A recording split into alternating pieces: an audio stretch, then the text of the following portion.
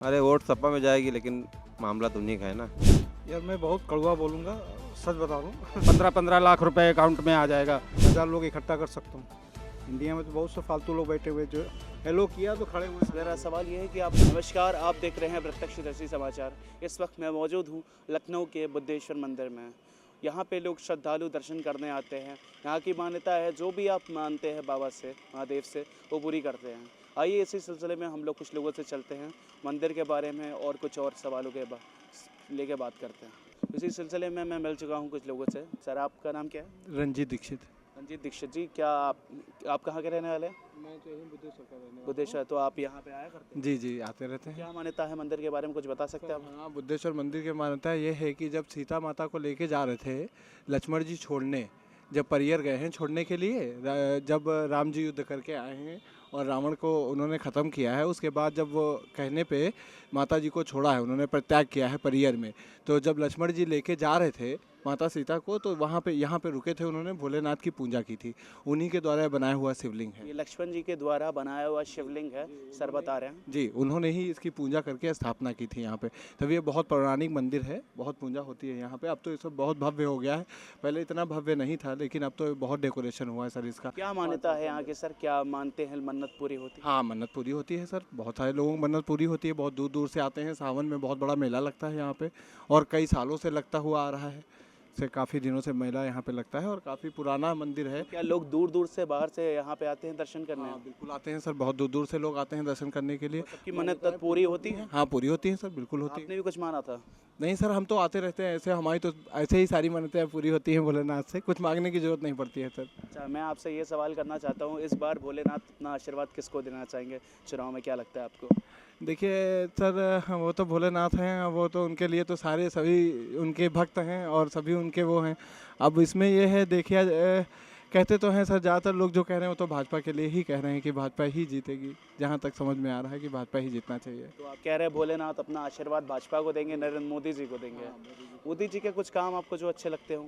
Sir, Modi ji के कई सारे काम हैं जो अच्छे लगे हैं, और कई सारे काम ऐसे भी हैं जो नहीं समझ में आए हैं, और बहुत सारे काम ऐसे हैं जो समझ में आए हैं। जैसे उन्होंने कि अभी रोड वगैरह का जो मैप तैयार किया है, बहुत बढ़िया रोड मैप तैयार है, सब लोग काम कर रहे हैं। लड़कियों की सुरक्षा के लिए पिंक बूथ वगैरह का जो उन्होंने बनाया है, सारा किया है। पिंक पुलिस किया है, लड़कियों में ज्वाइनिंग कराई है, तो बहुत सारी चीज़ें उन्होंने अच्छी करी हैं सर। और सिक्योरिटी के मामले में देखा जाए तो सुरक्षित लोग महसूस करते हैं अपने आप को। सर, आपको क्या चीज़ें नरेंद्र मोदी जी की अच्छी नहीं लगी, क्या उन सुधार चाहेंगे आप? सर, रोजगार को लेके, बेरोजगारी को लेके, ये बहुत बड़ा मुद्दा है सर। महंगाई का एक बहुत बड़ा मुद्दा है जो इस समय पब्लिक फेस कर रही है। पूरी तरीके से बेरोजगारी है, लड़के युवा हैं, पढ़े लिखे हैं, उनके लिए जॉब नहीं है।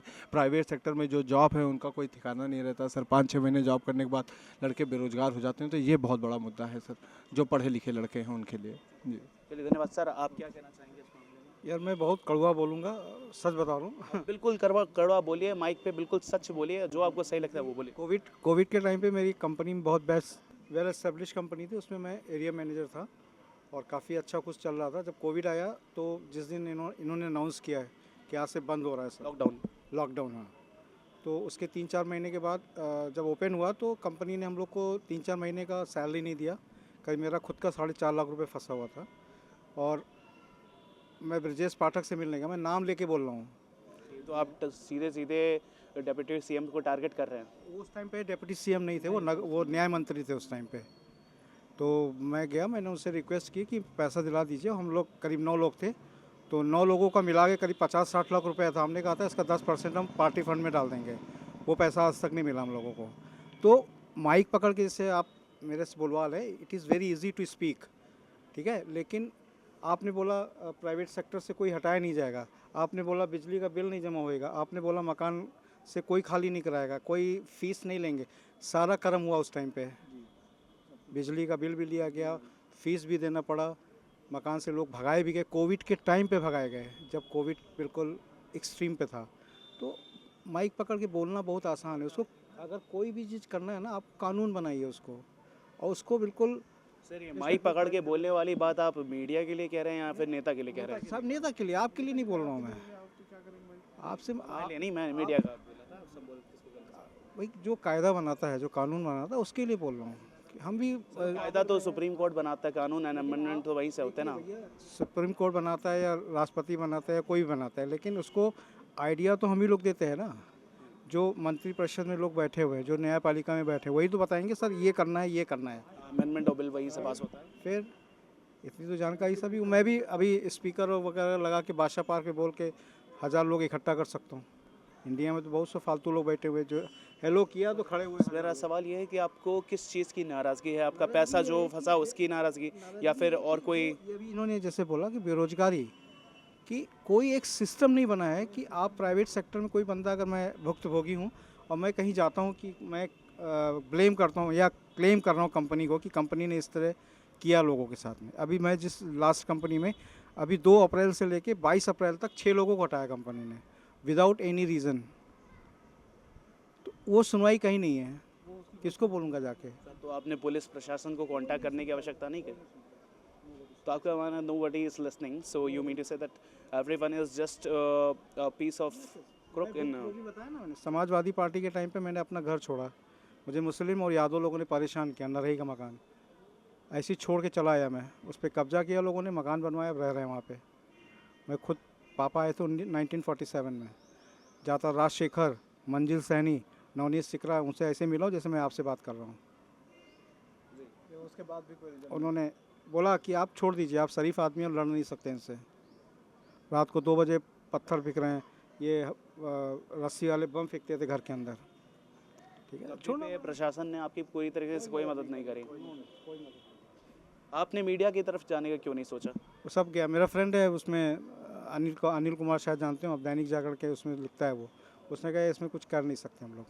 अच्छा, मीडिया ने भी हाथ खड़े कर दिए मतलब आपके ना? बहुत सी चीज़ें होती है, एडिट करते हैं सब लोग यार। सपा गवर्नमेंट में थी, सपा गवर्नमेंट में हुआ है, सपा गवर्नमेंट थी उसी में हुआ है, किसी ने कोई सपोर्ट कोई नहीं। सपोर्ट नहीं किया।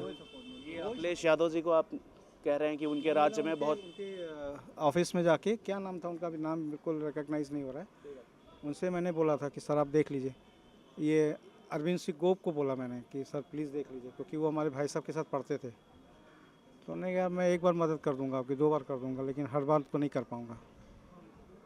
तो क्या लगता है आपको, फिर आपका मसला जो योगी के राज्य में नहीं सुलझा क्या? सीएम योगी ने कुछ उसके बाद ज़रूरत नहीं पड़ी, क्योंकि रेंट पे रह रहा हूँ मैं, उनको टाइमली किराया देता हूँ, कोई हाय है किचकिच नहीं, कोई बात खत्म हो गया। बस ये है कि कानून व्यवस्था थोड़ी सही है, लड़कियों के लिए सेफ़ हो गया अभी, और लेकिन हम लोगों के लिए वही लाइफ है जो आज से 10 साल पहले था। अखिलेश यादव के टाइम पे भी वैसे ही था, आज भी वैसे ही है।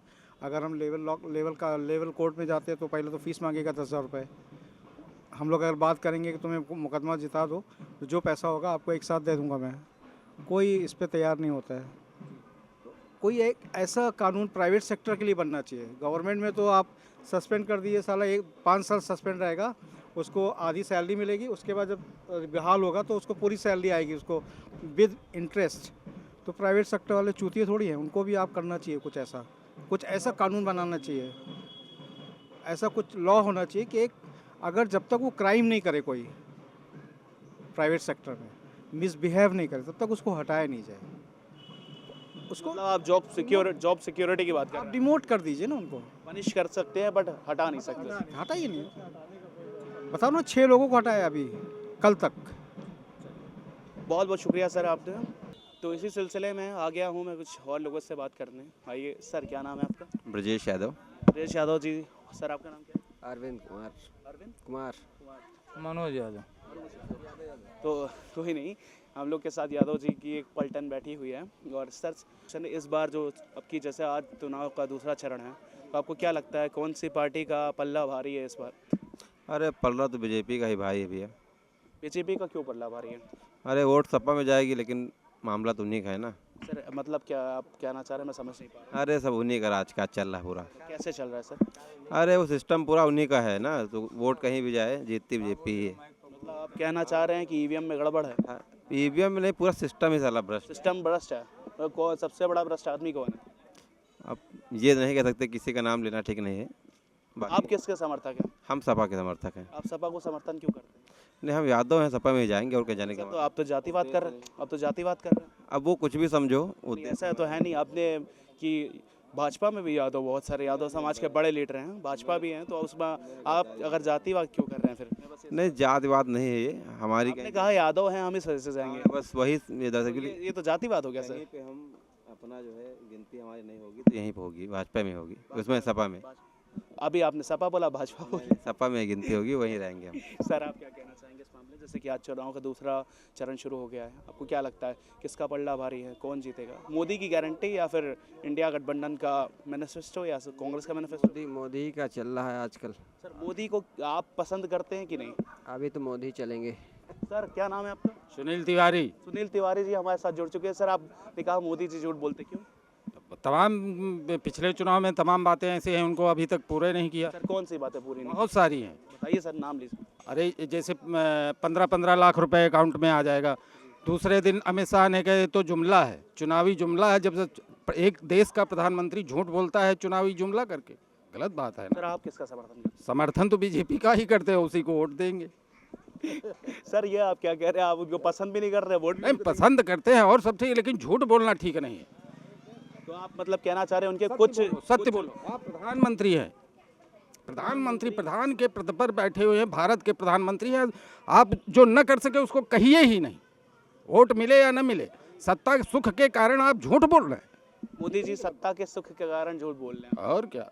तो आपको तो अगर ऐसा है तो आप किसी और को क्यों नहीं चुनते? नहीं, और को चुनने वाले है ही नहीं। और कोई पार्टी नहीं, जन्म से अब तक यही पार्टी हमारी रही। जन्म से अब तक आप भाजपा का ही सपोर्ट करते हैं? हाँ, जब से वोट दे रहे हैं तब से भाजपा ही को तो वोट दे रहे हैं। कितने साल हो गए सर? आपकी उम्र क्या हो सकती है? हमारी उम्र 55 वर्ष की है। 18 वर्ष में वोटर बने थे, तब से भाजपा ही को देते आ रहे हैं। मतलब आज भाजपा ही है सर? पहले वो चुनाव था उसको गाय वाला है, उसके बाद दीपक हुआ, इसके बाद ये आया कमल का फूल। तो आपने इतने सारे समय देखा है जब जब इनके चुनाव चिन्ह में भी परिवर्तन हुआ है। हाँ। ठीक है, बहुत धन्यवाद सर।